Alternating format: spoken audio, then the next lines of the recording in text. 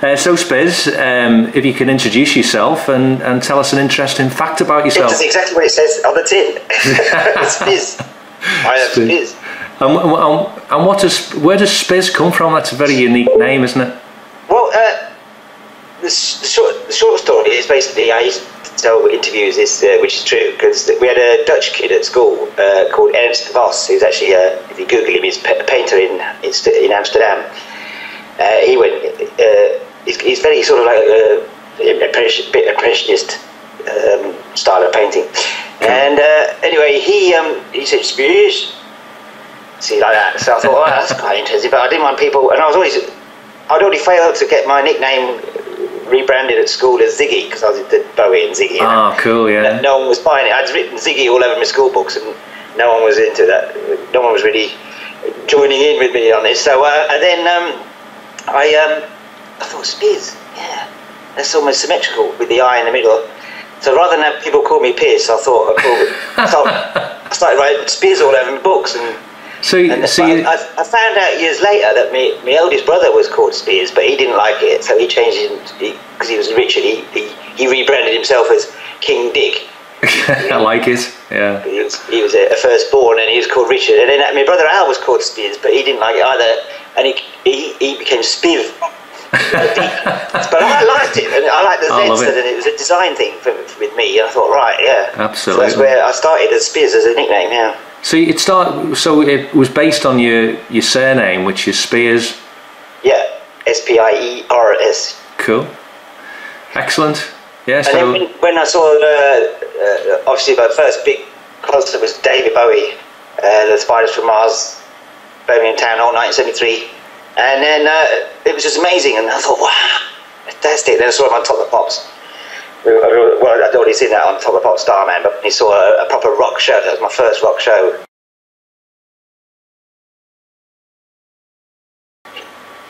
Now I'm getting a reflection on the screen of, was that a Spizz mug, was it? Yeah. Cool. Oh, that's with the helmet. Yeah, the construction helmet. There was like a Spizz Oil sleeves one. Those sleeves on it. Spizz Oil what? The two Spizz Oil sleeves on one mug. All right. The sleeves are the what, singles or? Yeah.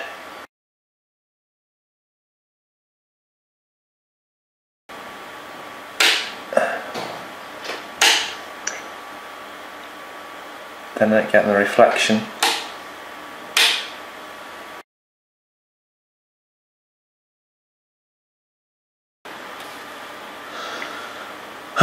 That is cool. I've seen that at the concert, yeah, Leeds and London. Fantastic. And you obviously make it specially bespoke versions, yeah. You can type in 130 characters. Bloody hell! So you can actually have half a song in there, you know. That'll be all your songs, wouldn't it? Well, clocks are big, machines are heavy to get on that. 6,000 crazy. You need to get a flag. Yeah. A Spizz flag or a Ruby satellite flag. Oh yeah, make your own, mate. That's what you got to do. DIY. Absolutely. It's the punk ethic, isn't it? It's all Spizz TV. Absolutely, yeah. Have you filmed it yet? Well, I did a t-shirt. Did you? Well, you've got. I've seen the Spizz Airways mock-up. Or was it an actual plane? You know, that's what the fans want to know. Yeah, no, it is an anecdote. I remember if I was Led Zeppelin back in the 70s when they all had their own jets. Oh God, yeah. Well, well, Justin Bieber still does, doesn't he? With his monkey. They spend money like water, don't they, these people? Because they got it.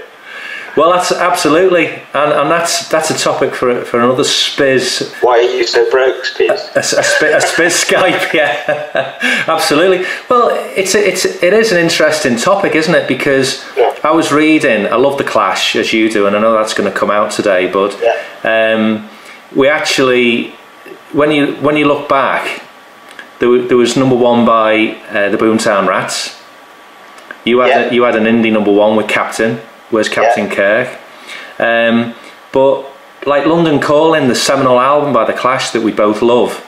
Guess how many albums it sold at the time? I don't know. 300,000. It's unbelievable. I read that somewhere. I think with CD sales now and downloads, it will have increased. Gone through several. You know, that, yeah. it punk blew the world away and blew the old farts away, but sales-wise, it was not as successful as Bieber. So big shame. Big shame. Same. You know, this. If I really wanted to be punk genre, is, you know, if I really wanted to be. You know, people tell me I'm overselling myself with my name everywhere. You know, it's a kind of anti commercialism.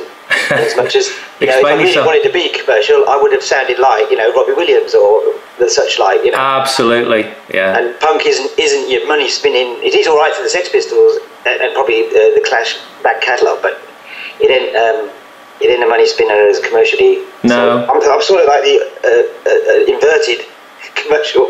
Absolutely, it's almost like anti-marketing, isn't it? Yeah, that's what it is. Otherwise, I'd have adverts on my website. Yeah. You know? Oh well, I mean that wouldn't be acceptable, would it? You recognise it. I'm like a kind of guy, see. You know it's not acceptable, and but yeah, a lot of corporate bands do, and there's a big difference. But it makes sense. You know, there's nothing wrong with being commercially smart, but you know, at the end of the day, that's not where I'm not money motivated. I'm just short of money. well, hopefully things will change. It's like it's more trickling in. It's like the Beatles. You know, they don't generally let big corporates use their songs for marketing, do they? For adverts? No. You know, there's an integrity there. The Rolling Stones are very protective, aren't they, of their stuff? They are, less so these days, but they were at the time. They were at the time, but didn't they do Start Me Up? Was Microsoft's Windows big? Yeah, but I think Mick Jagger likes big checks, doesn't he? So, but he's got a lot of ex-wives, hasn't he? and alimony payments. Put through school. Absolutely, and a socialite lifestyle to maintain. Good on him. Well, when we talked last night, you had a bottle of beer, didn't you? Occasionally. Yeah. What's your fave? Well, just I just drink whatever's strongest, really, without being special brew.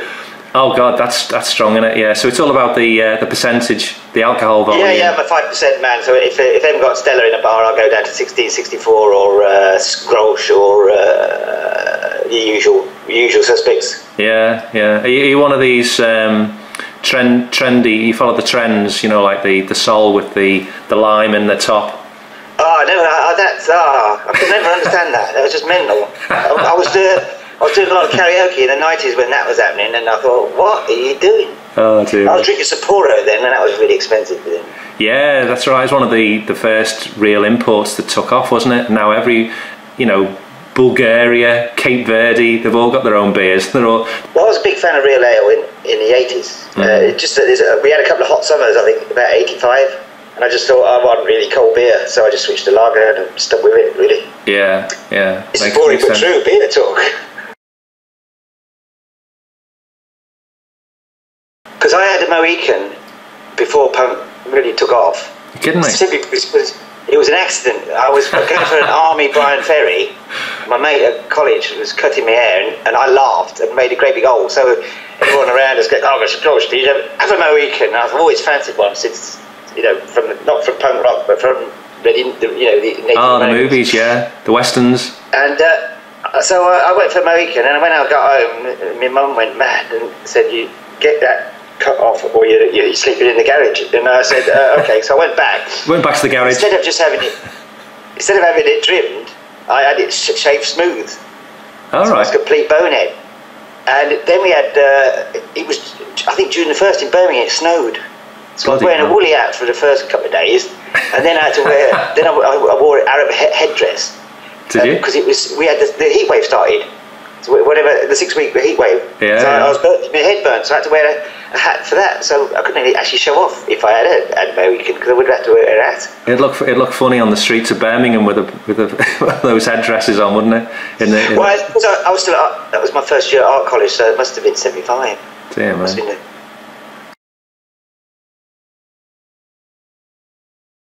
I went to college and I followed music and art. So I was good at art, so I thought that's where all the musicians met.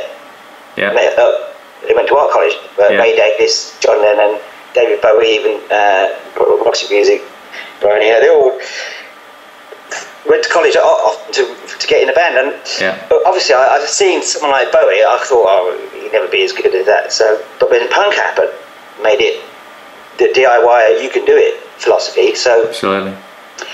I saw the Clash in July '77. I thought, wow, yeah, because it was a bit chaotic gig, because it was the postponed rag market, supposed to be the year of the a year after the London Punk Festival at the 100 Club. Mm. This was going to be, the Clash were headlining it with Sticky Toys, Shag Nasty, and a load of others, and the gig was relocated because it was councils were closing things down, police were refusing permits. And we went to this club called Barbarella, and they borrowed heavy Warheads gear, heavy metal bands, and did the show right there and then. And it was we did Eddie White Riot about 5 times, and the PA looked like it was going to fall over, and the clandestine feel you got from being persecuted by the police, And it was just a life-changing gig, the Clash, yeah. Absolutely. And then a month later, there was a punk festival of local bands in Barbarellas, because they saw, hello, all these kids want to they're jumping around buying beers. And so they organised a festival, and I knew one of the bands, and I I knew to borrow the guitar, arranged with it, and I blagged the promoter to say, look, I'm a local hero, get us on, let me do 5 minutes. And so he said, all right. I pestered him, and he let me on, and then they didn't really like it. So I bet they didn't know. And then the audience, which was about 1,000 strong, they started chanting, he's been switched off, and they threw me back on stage. And that started, I thought, I want some of this. They loved it, yeah. And I had my paper bag, which I'd painted Spizz 77 on, you see, so that's how I started. That's my first name. That was the first band name? Yeah.